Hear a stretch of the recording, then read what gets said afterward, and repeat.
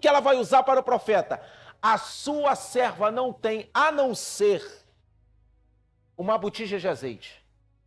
O que ela está querendo dizer? Isso aqui não é nada. Mas o milagre só aconteceu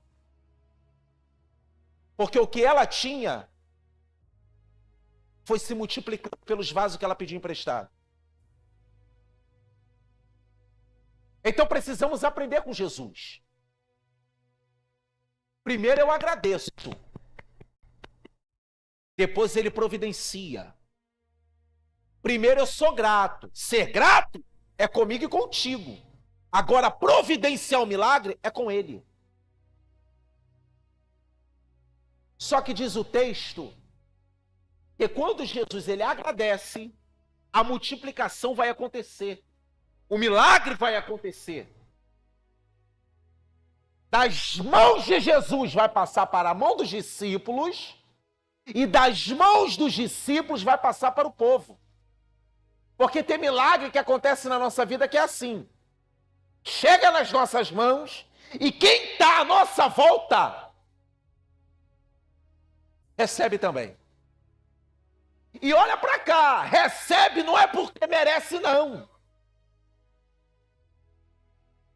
É porque quem está em você é o Deus Todo-Poderoso. Quer uma prova? Vou te provar. No livro do Gênesis, capítulo 37, dentro do contexto, nós sabemos que José vai ter um sonho e esse sonho vai custar caro. Porque os seus irmãos vão vender ele para uma companhia dos ismaelitas que estavam passando. 38, no capítulo 38 é genealogia, mas quando chega no capítulo 39, José chega na casa de Potifar. Por quê? Porque os ismaelitas vão vender José para o capitão da guarda de Faraó, que é Potifar.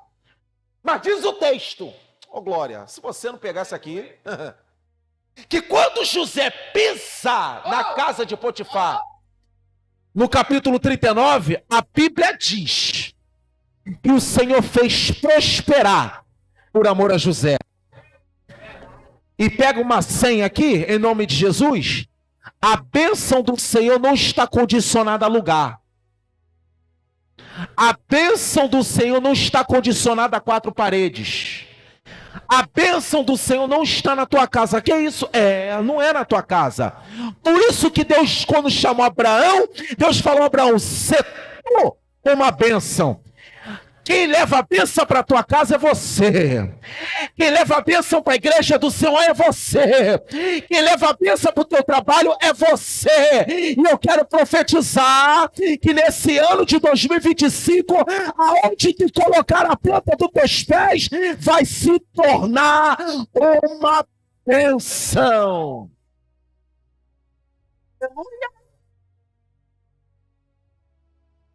Não estou ensinando ninguém, porque só ensina quem é o pastor da igreja. Eu só estou compartilhando daquilo que com certeza ele já ensinou. A bênção está sobre a tua vida. Se o teu trabalho é uma bênção, não é o teu trabalho que é uma bênção, é porque quem está lá é você. E quem está sobre você é o Todo-Poderoso. Calabanda cadararrácia. Olha para cá. O que vai acontecer? A multidão vai se alimentar. Só que entenda aqui.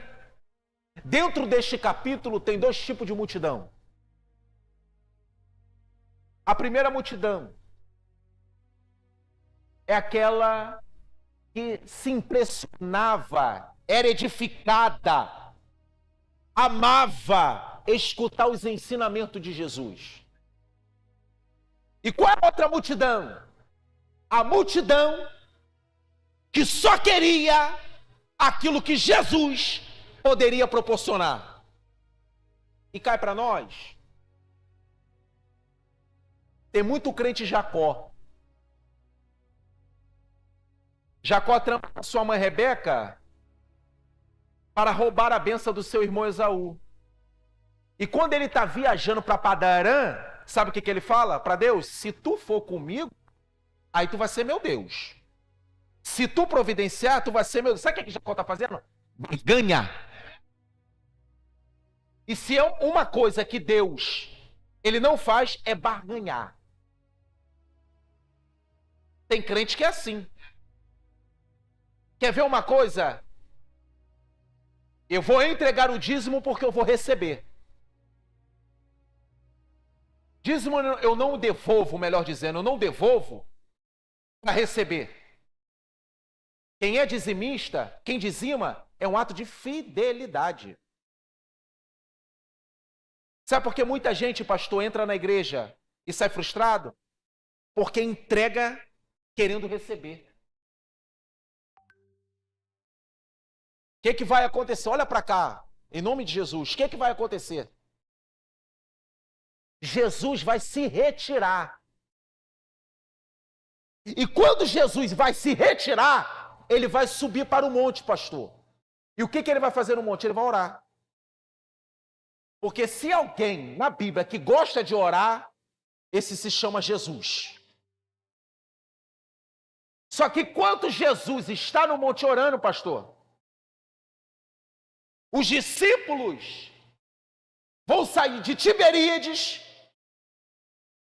e vai em direção a Cafarnaum.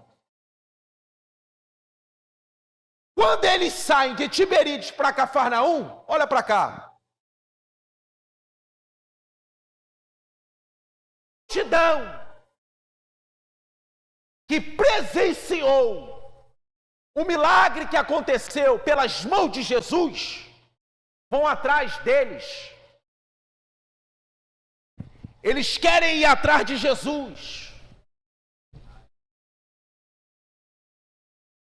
Só que olha para cá, irmãos. Enquanto os discípulos estão no barco, vai acontecer uma tempestade. Tempestade é esta que os discípulos vão ficar com medo e vão achar que vão perecer, vão morrer. Só que, pastor, eu acho lindo isso aqui. Isso é uma coisa que eu gosto de estudar, é a interpretação de texto. Antes de Jesus subir para o monte, olha a ordem que Jesus dá. Qual é a ordem? Passemos. Quando Jesus usa essa expressão, passemos, ele está afirmando que os discípulos vão passar. Só que a tempestade chega. E muitas das vezes, quando a tempestade chega na nossa vida, a gente esquece da promessa que Deus fez para as nossas vidas. Quando a tempestade chega, estão pensando que vão morrer? Jesus desce do monte. Jesus vai caminhando sobre as águas. E de repente, pastor, alguém grita do barco. É um fantasma. Aí Jesus fala, ô glória, sou eu, não temais. Aí Pedro, como é audacioso, Pedro vai fazer a pergunta, é tu mesmo, mestre? Se és tu, manda-me ir ter contigo. O que Jesus vai dizer? Vem, Pedro, não ter, mais forte, não ter, mais, ou não tenha medo. Eu vejo muito pregadores, pastor, que mete mal em Pedro, porque Pedro sai do barco e afunda. Só que o único que teve coragem de sair do barco para ir até Jesus foi Pedro. Olha para cá, em nome de Jesus, mais interessado do que você pular e falar em línguas estranhas, eu estou mais interessado em você sair daqui aprendendo. Então olha para cá em nome de Jesus. Olha para cá. Do contexto, é preciso sair do barco.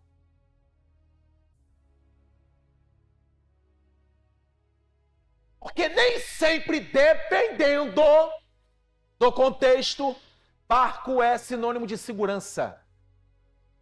Porque quem está chamando para sair do barco é Jesus. O que é?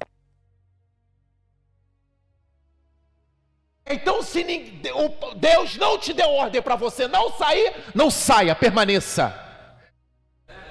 Tem muita gente saindo e quebrando a cara. Só que, pastor, quando Pedro sai, ele caminha sobre as águas. Olha para cá. Está indo tudo bem com Pedro. Porque o alvo dele é Jesus. Mas ele vai parar para prestar atenção na tempestade, no vento. E por que a gente vai meter bala em Pedro? Porque por muito menos a gente afunda. Por muito menos a gente quer parar. Por muito menos nós queremos entregar o ponto. Por muito menos deixamos de ler a Bíblia. Deixamos de orar. Só que sabe o que eu acho interessante aqui? É que quando Pedro afunda, Jesus chega até Pedro e tem uma advertência. Que a advertência é esta: homem de pequena fé, por que duvidaste? Sabe o que eu acho lindo em Jesus? Pega isso aqui. Jesus estende a mão para quem? Pedro. E nós precisamos aprender com Jesus. Porque Deus não nos levantou para afundar ninguém. Tem muito crente afundando outro crente dentro da igreja. Se teu irmão caiu, pecou, errou, estende a mão. Não faça papel de diabo, não. O diabo já tem um papel fundamental para a área dele. Qual é o papel fundamental para a área dele? Acusação. E o teu? Ajudar. Só que quando Jesus tira Pedro do fundo, juntamente com os outros discípulos no barco, eles chegam a Cafarnaum. Aí aqui eu começo a pregar e já vou terminar, fica tranquilo. Quando eles chegam a Cafarnaum, nós precisamos entender uma coisa. Jesus, ele tinha duas naturezas. Jesus, ele tinha a natureza humana, mas também a divina. Então ele sabia qual era a motivação que levou a multidão a chegar até Cafarnaum. Eu não gosto de fazer isso, eu não sei nem se pode pedir para o irmão falar. Não gosto de fazer isso, mas faz só hoje, por favor. Vira para o teu irmão assim e fala assim, ó, Deus sabe a motivação que te trouxe aqui. Aí Jesus vai dar um sermão. Jesus possuía e continua possuindo uma característica que só ele tem. O quê? A onisciência. Ele conhece o ser humano por dentro e por fora. Ele conhece aquilo que tu está pensando. E ele sabe a motivação que te trouxe aqui. Se foi para adorar ou se foi para receber. Porque a motivação que nós precisamos ter para entrar dentro da igreja não é receber, é entregar. Primeiro eu entrego, depois eu recebo. E você não vê na Bíblia a orientação para que nós venhamos correr atrás de bênção. A orientação não é essa, é as bênçãos do Senhor que vai vir atrás de nós. E qual é o sermão que Jesus dá para eles? Vocês pensam que vocês me enganam. Eu sei a motivação que trouxe vocês até aqui. Quer que eu fale? Então lá vai. Vocês estão aqui pelo pão que eu proporcionei lá atrás. Pelo pão que é ingerido e lançado fora. Pelo alimento que você se alimenta, sacia a fome de momento, mas depois sente de novo. Mas eu quero falar algo para vocês. Labandararrácia. O que é, mestre, Rabi? Eu sou Arabandionaracaia. Oh, glória! Eu sou o pão vivo que desceu do céu. Tem alguém buscando esse alimento aqui nessa noite?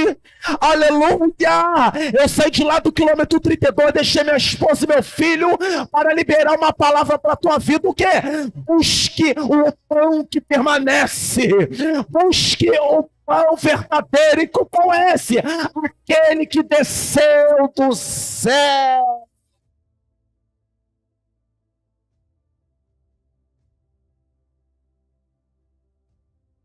Moisés deu pão, mas olha só, Moisés deu pão para você, mas é o pão que perece. Mas aquele que se alimentar deste pão nunca mais terá fome. Porque precisamos entender algo.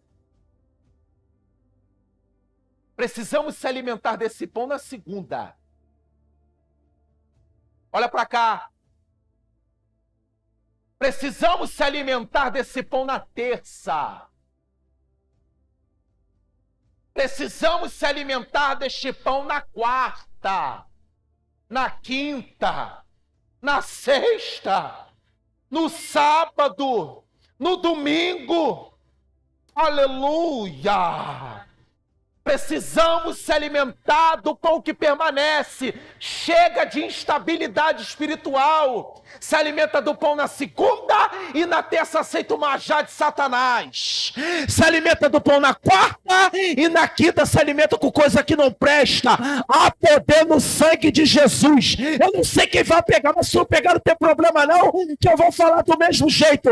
Chega de se alimentar com coisa que não presta. Se alimenta das coisas que vêm do alto. É por isso que o apóstolo Paulo escrevendo a carta aos Colossenses, no capítulo 3, versículo de número 2, vocês precisam pensar nas coisas que são de cima e não nas coisas que são da terra. Segura!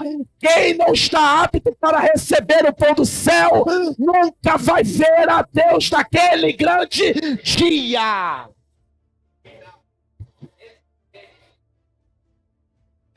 Tem mais.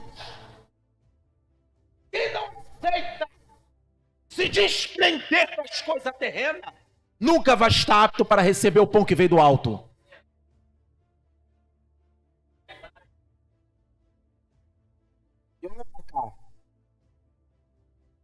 Precisamos parar de se impressionar com uma palavra como esta, não porque eu estou pregando, porque a palavra de Deus, como diz o profeta Isaías, que ela não volta vazia antes de fazer aquilo que lhe apraz. O que significa apraz? Efeito. Nem que se for para uma pessoa aqui dentro está fazendo efeito. Precisamos aprender algo. O quê? Parar de absorver só aqui dentro da igreja. Porque uma mensagem reflexiva, uma mensagem de reflexão, a gente se pressiona aqui dentro, mas quando chega da porta para fora, eu não sei que mal de Alzheimer é esse que apaga tudo da nossa mente. Tem crente com síndrome de Alzheimer. Recebe uma palavra daqui, um segundo acabou, não lembra de mais nada. Repita comigo, está repreendido. Está fraco, está repreendido. Alzheimer na minha vida. Sabe o que aquele povo vai fazer com Jesus, os discípulos? Não é os apóstolos, não confunda. Discípulos, Jesus tinha muitos. Apóstolos, Jesus teve 12. Sabe o que os discípulos vão fazer com Jesus, pastor? Vão abandonar. Você já reparou que para todo aquele que não está disposto a ouvir verdade e aprender, ele vira as costas? Quer conhecer o obreiro? Fala a verdade. Tem obreiro, pastor, que é obreiro bica. Não pode apertar muito, senão vaza.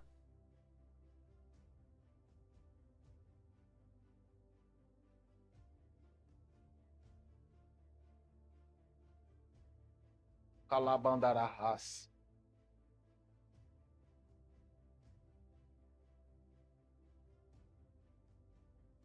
É por isso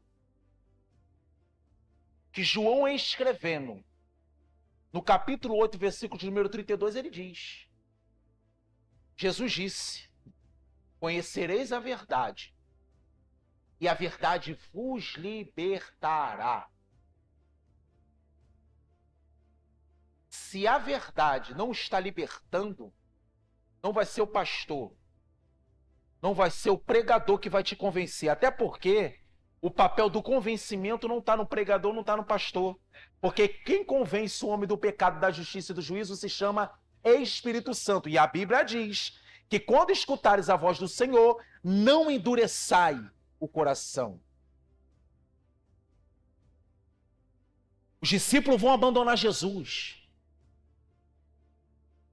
porque não aguentaram ouvir a verdade. E tem muita gente nos dias atuais que está abandonando. Por quê? Porque não gosta de escutar a verdade.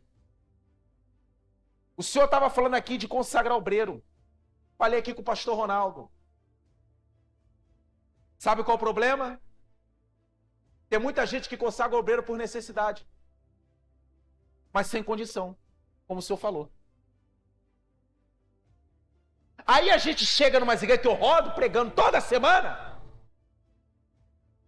e eu compartilho algumas vezes com alguns pregadores. Aí tem pregador que fala assim: pastor, por isso que tem que tomar cuidado mesmo com quem traz. A casa está vazia. E nem sempre casa vazia é sinônimo de mais administração. E nem sempre casa cheia é sinônimo de que Deus está presente. Tem muita igreja cheia, mas está enchendo.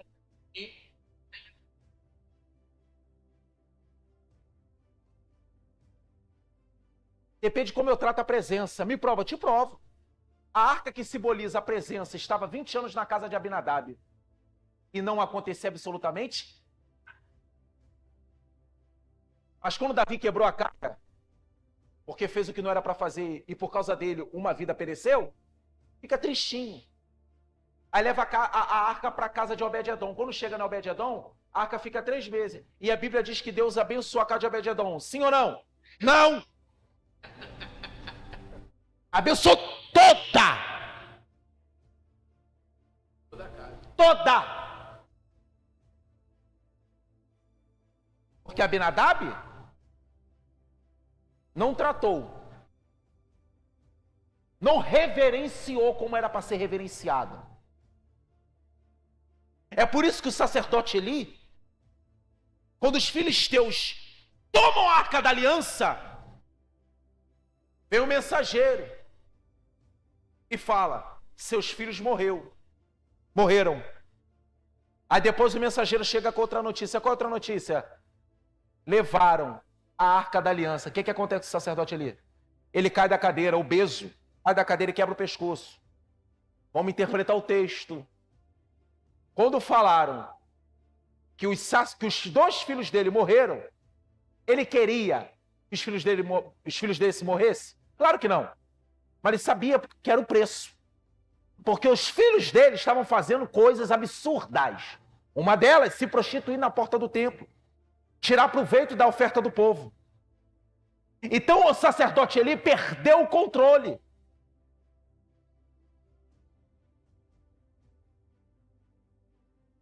Mas quando o mensageiro falou, pegaram a arca, ele morreu. Porque sem a presença de Deus, eu e você morre. Os discípulos vão abandonar. Aí Jesus, como não quer local cheio, Jesus olha para cá. Ele até deseja, mas que esteja enquadrada na verdade. Aí olha Jesus, porque nós estamos vivenciando um evangelho hoje que se prega, que se pastoreia para ter multidão. E passa a mão por cima para não perder membro. Estou mentindo, pastor? Aí Jesus não tem compromisso com aquele que não quer nada. Aí olha o que Jesus vai dizer para os 12. Porque os discípulos vão abandonar. Mas os 12 que andavam com ele fica. Aí olha Jesus. Vem cá. Vocês também não querem ir com ele, não? É mais ou menos assim. Eu não abro mão de pregar a verdade. Eu não abro mão de ensinar. É isso aqui. Quer ficar, fica. Se não quiser, vai embora.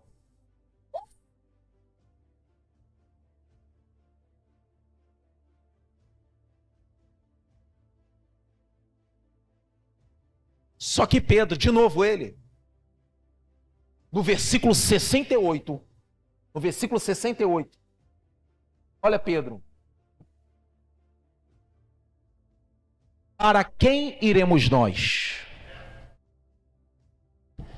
Pois só tu tens a palavra de vida eterna. Sabe o que Pedro está dizendo aqui? A palavra é dura, Rabi. A palavra até dói. A palavra até machuca. A palavra, Rabi, muitas das vezes, me tenta eu ir embora. Porque aquilo que eu estou sendo ministrado me confronta da maneira que eu estou. Meu Deus! Mas mesmo me confrontando com aquilo que eu estou exercendo, que ninguém está vendo, eu não abro mão. Não abro mão de quê, Pedro? De estar na tua presença. É por isso que Jesus disse, no Evangelho segundo escreveu João no capítulo 14, versículo de número 6. O que está lá? Olha o que Jesus disse. Eu sou. Repara que Jesus fala no singular. Eu sou o caminho. O que Jesus está dizendo? Não tem outro caminho. Eu sou a verdade, não tem outra verdade. Eu sou a vida, não tem outra vida. E ninguém vai ao Pai a não ser por mim. Não abra mão da verdade. Não abra mão de ter um relacionamento com Ele. Tudo que acontece aqui na terra, olha para cá, em nome de Jesus eu vou entregar agora. Tudo que acontece aqui na terra, todos os milagres que Ele realiza, não chega nem perto daquilo que Ele é. Porque melhor do que a cura é ter o dono da cura. Porque o melhor da porta de emprego é ter Ele, porque é Ele que abre as portas. Eu vou deixar um versículo para a meditação dos irmãos. Livro do profeta Isaías, capítulo de número 55, versículo de número 6. Busque ao Senhor enquanto se pode achar. Invocar enquanto está perto.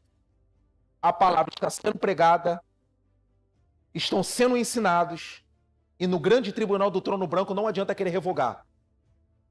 E assim eu agradeço a minha oportunidade em nome de Jesus.